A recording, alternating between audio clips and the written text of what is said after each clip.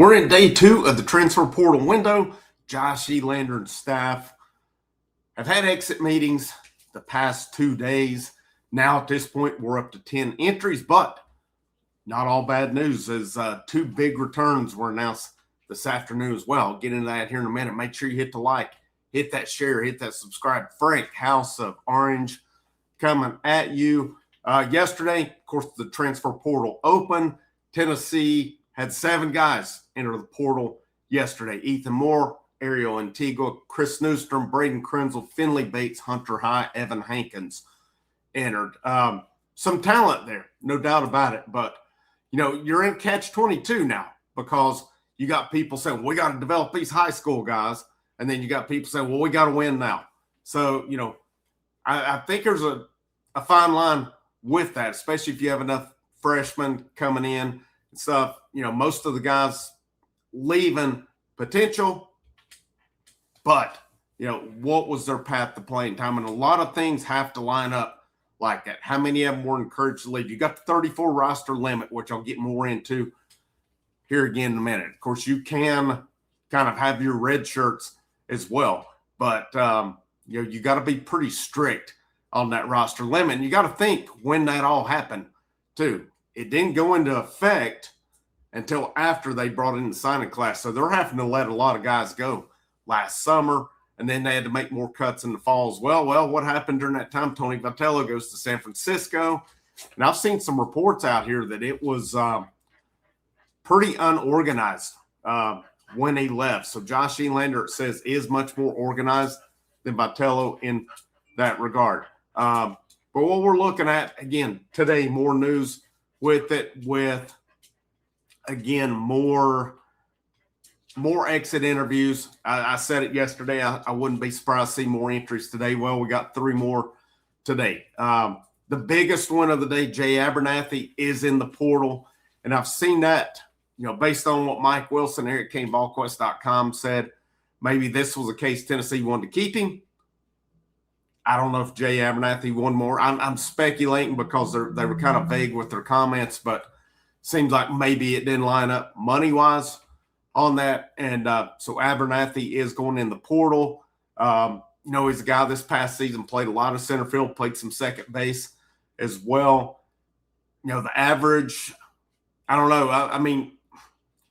The average didn't really translate. It wanted more money along the way. He hit 236 this year, 3 homers, 9 doubles, 16 RBIs, 9 stolen bases on the year. You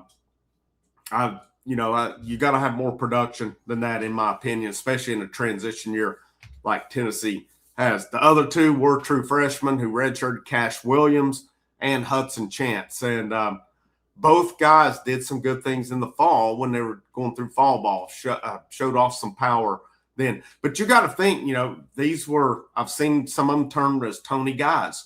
And Elander's going to get his guys now. And I don't care about the personalities, all right? You don't have to be fiery to win baseball games. Elander's going to stick up for his guys when he has to on it. Yes, Vitello gets them more fired up maybe, and just with his personality, that it is what it is. I've seen all the excuses. I've seen all of them out here. And, the bottom line is just accept Josh Elander's going to be your baseball coach. He should be your baseball coach, and he deserves a full off season to do what he wants with the program with it. I'm sorry. I've just seen a lot of absurd takes on this one. We always want to fire somebody when it doesn't go right. And again, I'm not saying it was perfect this year by any means with it, but to me, it made perfect sense, especially in the scenario that you move Josh Elander into. I don't care if you disagree with me or not. That's your opinion on it. That's mine. I'm set on my opinion. Feel free to disagree with me all you want. I'll respect it. But that's where I'm at on it. I've watched enough baseball through the years, especially, and I understand scenarios like the one that Tennessee went through to understand, it's going to be a little chaotic. It's going to be a little less than ideal, especially for a first-year coach taking over with 3 months to work with and kind of get things going his way and replace, two coaches and your strength coach as well. That's the facts here. That's not an opinion. That is the facts. And a first-year coach is going to make mistakes. Tony Vitello made them. Tony Vitello's making them in San Francisco. Let's not forget that. But that's my tangent. Let's move on with it. 3 portal entries, but this afternoon, VolQuest.com has reported Cam Appenzeller, Trent Grenlinger has confirmed to VolQuest they are returning. That's the 2 big ones, in my opinion. That is the main 2 guys that you need coming back. Now, I would also like to see Levi Clark back. I would like to see Landon Mack back. I've seen speculation on Mack, so I'm curious to see what happens on that. Does it become a Jay Abernathy scenario where they want him back, but maybe something doesn't line up there? And there's a lot of uncertainty with Landon Mack right now. What was the severity of his arm injury at the end of the year? Is it something that's going to require surgery? Is it just going to require rest? I think that's going to be interesting to see. You obviously have a lot of needs. And again, it's twofold. You've got to bring freshmen in and build a base. Well, let's make no mistake about it. It's win now. We saw it this year.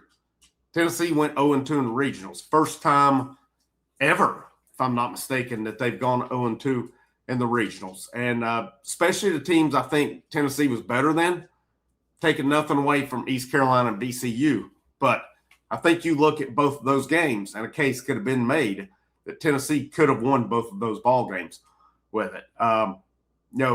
Ever what it is, we can blame it on whatever we want to. The bottom line is Tennessee went to them barbecue, and they were home. They're in off season. Portal opened yesterday. Tennessee's full-fledged in it. Now, will we hear about visitors coming in along the way? We know Thursday, Souders from Samford is coming in. He's supposed to go to Mississippi State first. With the portal, it's not out of the realm of possibility for a guy to take a first visit and be done with. So you got to hope that Tennessee survives that Mississippi State visit, gets him to campus. He's got hit, 349 last year for Samford. He was 2 years ago All-Southern Conference freshman team, listed infield, outfield. Based on what I'm seeing, it looks like more of an outfielder. You think of what Tennessee's losing as well. I mean, you're going to have to replace a lot in the lineup. Reese Chapman gone. Now Abernathy to the portal. Garrett Wright, I'm looking at the last game. Garrett Wright, more than likely off to the draft. Henry Ford draft. Manny Marin, Blake Grimmer. I'll be surprised if those guys don't go to the draft. Then that leaves you Levi Clark. That leaves you Stone Lawless. That leaves you Trent Grenlinger. To me, number 1, Grenlinger, I think was priority number 1 in terms of offense. I think priority number 2 is Levi Clark. I'm curious to see with Stone Lawless. I know Josh Elander thinks a lot of him, but where is it? Could Stone Lawless play more first base? Because I think with Levi Clark and Trent Grenlinger being in a draft year next year, they're going to want to catch. And you split up the responsibilities. That's fine, but I don't see where you can work 3 guys into the fold. I just don't on that. Could be wrong. I mean, they did do it some this year, but I don't really think it's ideal. And I think both those guys are returning. I've seen it speculated from Mike Wilson, Eric Kane, that Clark is going to be back as well. You look beyond that. I've seen it. They said they think Blaine Brown's back. I think that's a good thing. I think another year, Blaine Brown gets a full off season. Does he go up to the Cape Cod League? I don't think would be a bad thing. Or does he just stay in Knoxville and work on things? Either option's not really bad. But could he go to the Blake Burke scenario after Blake Burke's sophomore year? He stayed in Knoxville and worked on things. And you look at the difference that made going into his junior year of that national championship season. I'm looking for Blaine Brown. Again, I think Eisfelder is going to be a big part of the lineup next year. That'll be your 2 corner infield or outfielders, excuse me. You need a center fielder. Clark or Grenlinger. A Grenlinger can play a little bit of outfield, but I don't think that's an ideal outfield of Eisfelder, Brown, and Grenlinger there. But Clark can play first. Grenlinger can catch, of course. You're going to need second, third, short. Does anybody, any returners come back and insert themselves into that? Again, I'm curious to see who does return, who goes. I would expect more to leave then will return at this point. I mean, you've already got 10 in. I don't know that you're done. Now, maybe, well, now include on leaving all of a sudden, excuse me, guys going to the draft. So you're going to lose plenty of guys, plenty of production from this year's lineup. But I think Tennessee's got a good chance to upgrade some positions as well. I really do. I would expect third base to be like a power guy. I expect them to get at least one, if not two, middle infielders. And then, we go from there with it. A center fielder also. I think you need at least 3 to 4 to put in your starting line. Again, I agree. You need freshmen. You need to build through that. Here's the bottom line. If guys redshirt, or if guys don't play much their freshman year and it comes sophomore year and there's, maybe 50-50 at best to play, guys are going to go find other opportunities now. It's just the way that it's going to be. And, again, the 34 roster limit, again, that's something that they're going to have to work around as well. Elander's going to get his guys, bottom line on that. Will Elander make any staff changes? I don't think it's out of the realm of possibility. But again, I don't know. You give his staff a full offseason to work with, and then you go from there. I think there's a lot of potential to really upgrade the roster. And then, of course, you look at the pitching rotation next year. Appenzeller, probably your Friday night guy right now. Mack, I'm curious to see what comes off there. Coons, Blanco, draft out of eligibility. Arvidsson, I've seen Arvidsson's moving on. I don't know if that means he's going to the draft or if he's going to hit the portal. I'm kind of curious to see because he does have eligibility left. But I expect some of these freshmen, Chandler Day, Will Haas, to step up. Bo Rudy's going to be to the draft. Krenzel's already in the portal. I think you'll see more pitchers go in the portal as well. I really do. And I expect Tennessee to go grab at least one, if not a couple starters next year, depending on what happens with Landon Mack. And I fully expect they're going to go rebuild that bullpen as well. You've got a couple, 2 or 3 good pieces now. You need more. You need more as well. You've got to have those guys, I think, for midweek games, no doubt about it, that you can kind of build with them on. But we need weekend SEC guys next year. Power throwers, right-handed for sure. You got a couple left-handed guys that can bring it pretty well, but they definitely need righties. And a guy that they've got already, I think, will factor is Jackson Estes. I'm curious to see beyond that with the freshmen what happened there. This is going to be a different-looking roster next season. There's no doubt about it. And again, I fully expect, we're going to find out a lot. Can Josh Elander get in these top guys, and can he close with them? Not heard a lot of names. I mean, there's been plenty of good players hit the portal. There will be rumors, but as far as Tennessee, I mean, it gets real when you get them to campus. At that point, can Tennessee get them in, close them out? Hopefully, they can do like Rick Barnes did in basketball. Once Tennessee got them to campus in basketball, they closed the deal.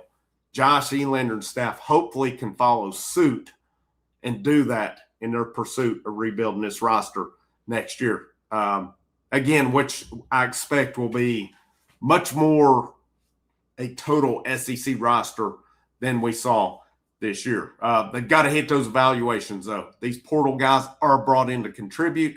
They're not brought in to set the bench.